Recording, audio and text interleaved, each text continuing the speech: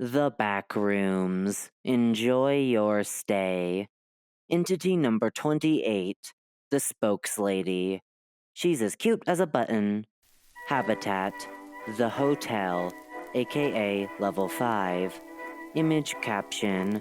Our hotel is perfect for all kinds of needs. Spokeslady begins yet another wonderful day of much entertainment in the hotel. She picks up her fresh new pile of handmade posters, meaning to show the greatness of the hotel, approaches the wall of her office, and drops them all in the correct burrows on the ground. Burrow A goes to Habitable Zone, Burrow B goes to the Endless City, and so on. That is the routine she follows every day.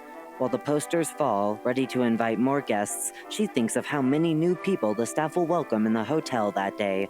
It makes her the happiest lady in the whole world. All the posters have been shipped. It's time to send off my little bunnies to meet our future guests. Oh, then I definitely have to compose a new jingle. So much to do, so little time. It will be a packed day. What am I doing? This isn't right. She hurries around her office while she puts together all the supplies needed. Her usual multitasking could begin. She brainstorms a new jingle for their newest radio project while drawing a brand new set of posters, far more welcoming than the last ones. She needs to showcase as many of the hotel's qualities as possible. The jingle needed to be catchy too. She needs to create more of her mechanical bunnies to invite more people into the rabbit hole. She can't get distracted. Work, work, work. Terror Hotel, let me bring you there, mademoiselle. No. Terror Hotel, the hotel with the best personnel. Yes, that's the one. Let me add some more glitter and colors here. La la la. Yes, that's a good melody. Maybe it needs to be a bit quicker with some piano notes as well. Oh, I have to hurry. The new guests are here. No, no, no, no, not again. She quickly finishes her stack of posters, putting them away for later. Then, immediately hops outside to greet the new guests, ready to tell them all the great things about the hotel. Right in front of her are 5 confused humans, requiring her guidance. Her colleagues will show them their true hospitality later. All she has to do is ramble like she does so well. She turns on her voice box and begins her performance. Greetings. Welcome to the Terror Hotel. I'm the Spokeslady and the one who knows it the best. Ask me anything. I know just the best places to visit and the best activities to do here. Remember to enjoy your stay, and don't you run so soon. Run away. You're going to die if you stay here, just like me. One of the wanderers raises their hands. The play is in its first act. The questions twirl out of their mouths as she goes around them like a delicate ballerina. Is this place as dangerous as the previous levels? They say. Of course it is. Don't listen to me. The first will become a tasty meal. You're new around here, aren't you? Well, dear sir, it's not dangerous at all. This place has one purpose, to make you enjoy your stay, far from the horrors you saw in the other realms. Pirouette, then a jump. The second will be neatly cleaned up and put away.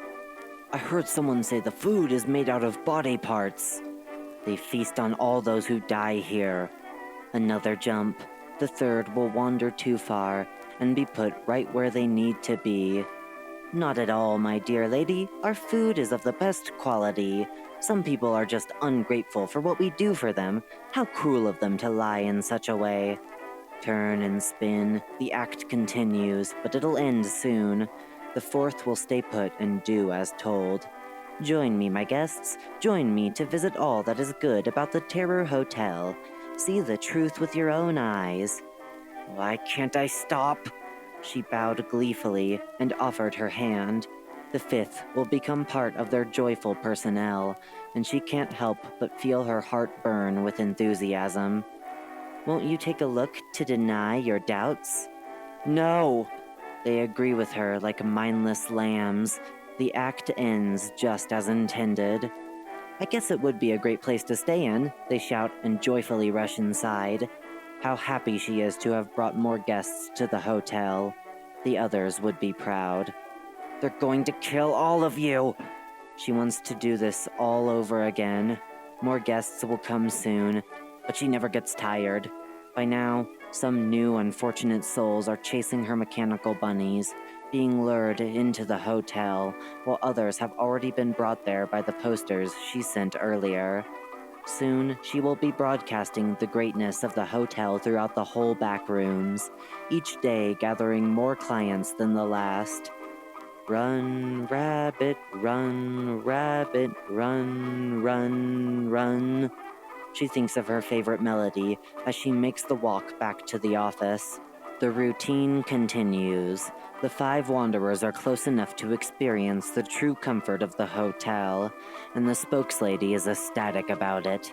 She knows Chef will cook roasted meat tonight to celebrate, just like how he cooked her when she first joined, while the gentleman will be more than pleased to welcome another member.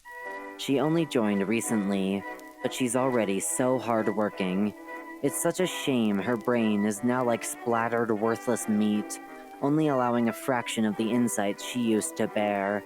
She could do so much more if she wasn't so out of her head. When she enters the office, she is pleasantly surprised to see her boss waiting for her, showcasing a pleased grin. He must be there to congratulate her for being such a diligent worker. Why else would he look so delighted? The Spokeslady turns her voice box on and greets him gleefully with a bow. Greetings, boss. What's the reason for your visit? Do you have more chores for little old me? Stay away from me. Stay away. Ah, my dear, I'm simply here to congratulate you for all your hard work at the hotel. You've only joined recently, and you've already shown a great deal of skill. I will have to admit, I am pleasantly impressed.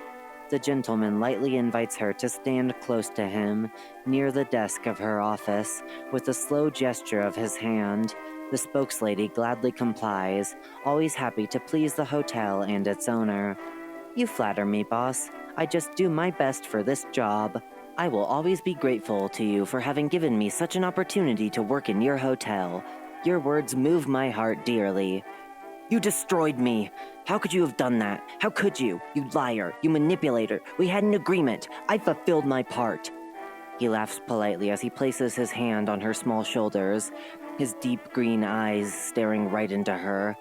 He's staring right at my soul. I can feel him. Please, kill me for real this time. End my suffering. But you see, that's not the only reason why I came here. I need a bit of help identifying a guest, but Coinsraj is busy and cannot help me right now. Would you mind taking a look at a photo to see if you've seen them around? That would be very helpful of you. His tone is gentle and charismatic, almost resembling a pleasant melody. The Spokeslady will do anything to assist her troubled boss. How could she ever refuse such a kind and light-hearted request? Of course, boss. Could I see the picture of the guest? I have a good memory regarding those who enter our hotel. He swiftly places a small photograph in her hands. As the Spokeslady starts observing it, she starts to recall the guest's features as being familiar. Oh, so familiar. Brown hair, brown eyes, and detective attire. Let me out! Let me out! Give me back my body! Allow me a few minutes to think, boss. I greeted so many clients today, so it may take a while for me to remember. Why are you doing this to me? Why? Why? Give me back my body. Please, let me out of this prison. Her boss continues smiling as usual, as he keeps his hands behind his back. He's observing her, awaiting any sign of enlightenment or more appearing in her eyes. Of course, take your time. Look at our guest thoroughly. Does her face not look familiar to you? I hate you. I hate you so much. I can't do anything. I'm trapped. I can't get out. Please, let me out. A faint glimpse of memory surfaced in the back of her mind. The figure looked so familiar to her, but whatever it was disappeared just as quickly as it came. It wasn't a precise feeling, so she merely shrugged it off. After several more minutes, the Spokeslady solemnly shakes her head.